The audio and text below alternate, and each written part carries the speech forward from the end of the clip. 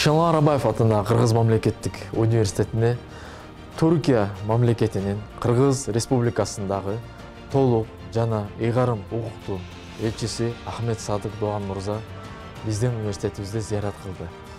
Бул жолугушууда урматтуу биздин профессор, ректор Айгүл Төлөковна менен урматтуу элчи жолугушуу учурунда педагогика жаатында биздин окутуучуларыбыздын квалификациясын жогорулатуу, ошондой эле түрк тилин үйрөтүү борборун, аны менен бирге маданияттарыбызды да терең жайылтуу жана үйрөтүү максаттарын жана долбоорлорун ачуу боюнча программаларын талкуулашты. Sizlerle Arabeyeva Üniversitesi arasındaki işbirliğini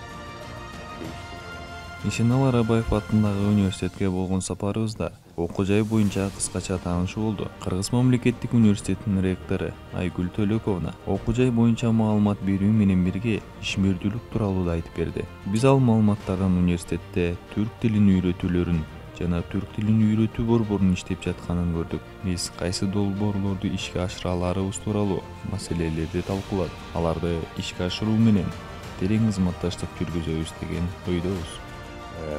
Arabey Üniversitesi'nin gelişimine daha fazla